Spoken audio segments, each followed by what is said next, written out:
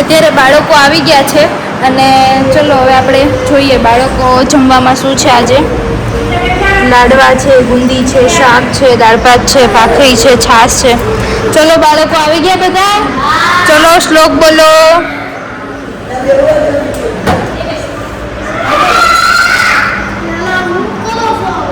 તું બોલવાનું સ્ટાર્ટ કર દે.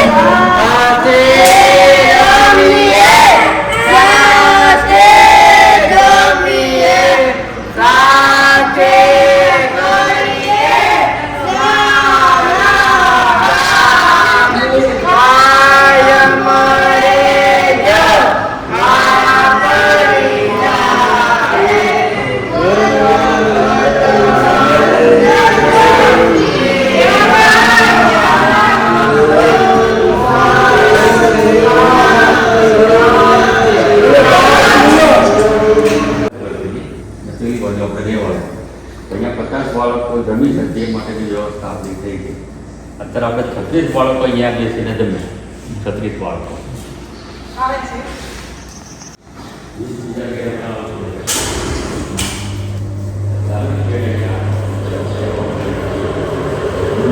સવારે આ બાળકોનું 8 વાગ્યાથી સેશન શરૂ.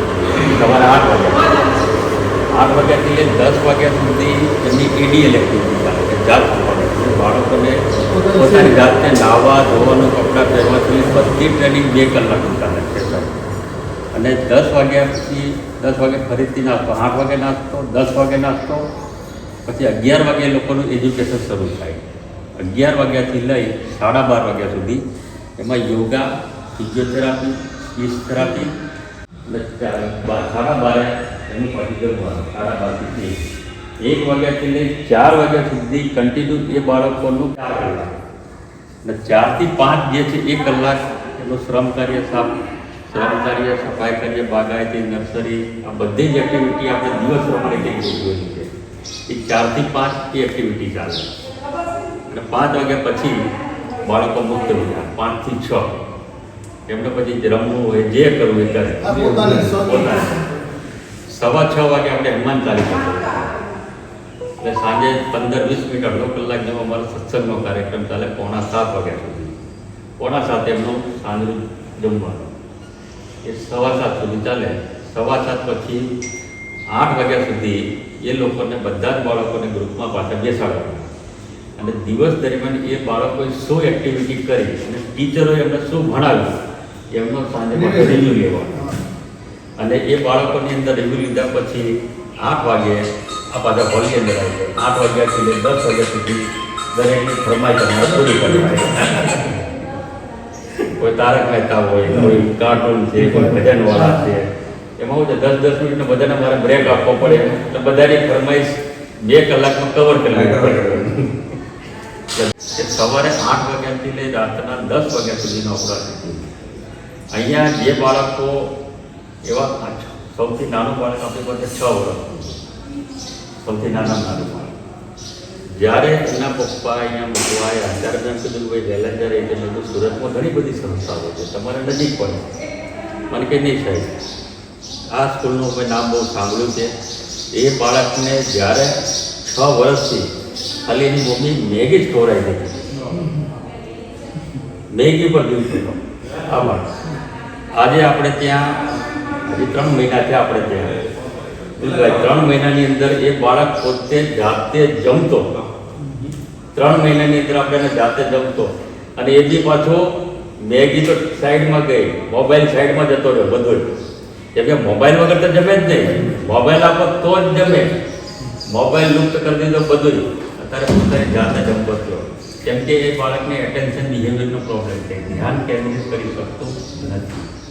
તો આ જે છે સૌથી વધારે ફોકસ વધારે કરી છે કે ભાઈ એ પોતાની એક્ટિવિટી જો ધ્યાન કેન્દ્રિત કરવાની એક્ટિવિટી સૌથી વધારે એની માટે કરાવવાની છે. આઈક્યુને ધ્યાનમાં રાખીને આપણે ગ્રુપિંગ કરીએ છીએ. કેમ કે જે પ્રવૃત્તિમાં જે પ્રકાર આવે છે માઇલ્ડ, મોડરેટ, સિવિયર, પ્રોફાઉન્ડ, એમાં માઇલ્ડ કેટેગરી, મોડરેટ કેટેગરી અને સિવિયર કેટેગરી એ ત્રણેયના લેવલ પ્રમાણે દરેકનું એજ્યુકેશન અને એ પ્રમાણે એનું એજ્યુકેશન ચાલે કે જેમાં આપણે સ્માર્ટ ટીવીના માધ્યમથી એ બાળકોને પ્લસ કે હવે શું છે કે બોર્ડમાં આપણે પહેલાં શું હતું કે જૂની હતી કે આપણે ચાર્ટ બનાવીએ, ચાર્ટના ફ્લેશ કાર્ડ બનાવીએ, મેચિંગ કરાવીએ. આ પદ્ધતિમાં જૂની પદ્ધતિમાં બાળકને શીખવામાં ઘણો બધો સમય જતો રહેતો હતો. તો આપણે શું કર્યું કે એ સ્માર્ટ ટીવીના માધ્યમથી આપણે એને જે વસ્તુ શીખવાડીએ ઝડપથી શીખી જાય. એની જે શીખવાની જે ક્ષમતા છે ને એ શીખવાની ક્ષમતામાં ઘણો બધો વધારો થઈ જાય. અમારો ઓકે નમસ્તે કરો બધા. એ તારું ગામ કયું ભાઈ?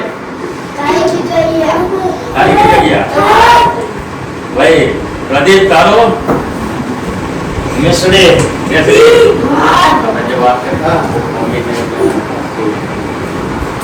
ભાઈ તારું જયદીપ? તાપાથળ. ભાઈ એ તારું? રાકોડા. આપણે સાજા બધા પછી અબ્રામપરા. ભાઈ તારું ધ્રુવ તારું શું ગામ? મોટા ગુજરાત. મોટા ગુજરાત. હા ભાઈ તારું? ભૌતિક રંગપુર. એની બાજુ લાલા તારું ગામ? ભાઈ રાજુ તારું ગામ શું છે? સેવણા. જે આજુબાજુના આપણા જે આટલા વિસ્તારમાં આપણા પાસે બાળકો છે એટલે સાઉથ ઇન્ડિયાને નજીકના કેમ કે હજી આપણો જે પ્રચાર છે નજીકના 7-10 કિલોમીટરના એરિયાના બાળકો છે કેમ કે આપણી પાસે 285 બાળકો છે. એમાંથી આપણે ક્રમશઃ 2 બાળકો 3 બાળકો બાય કઢી બનાવી છે અને અહીંયા ખીચડી બની ગઈ છે. ચાલો તો મળીએ પછી જમવા સમયે.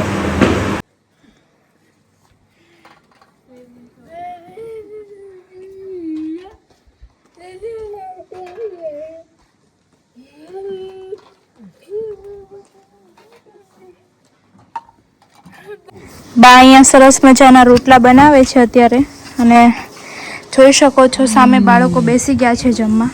મેનુમાં આપણે વાત કરીએ તો આપણે દર્શિતભાઈ છે એને રોટલો નથી ફાવતો એટલે એમના માટે રોટલી ને દાળ ભાત ખીચડી કઢી ને શાક છે. પછી આપણે હિતભાઈથી રોટલા છે. રોટલા શાક ખીચડી કઢી છાશ હમણાં આપી દઈશું બધાને. બરાબર છે બધામાં સેમ મેનુ છે જોઈ શકો છો. ખીચડી કઢી રોટલા શાક. ચલો બાળકો શ્લોક બોલો.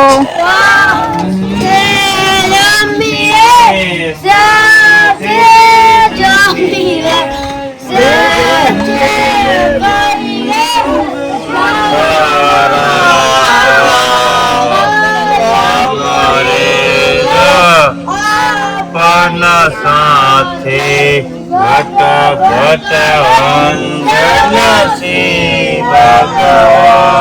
વિડીયો ગમ્યો હોય તો લાઈક કરો, શેર કરો, કોમેન્ટ કરો અને તમે આ વિડીયો ક્યાંથી જોઈ રહ્યા છો તે કોમેન્ટ કરવાનું ભૂલતા નહીં. તમારું સિટીનું નામ જરૂરથી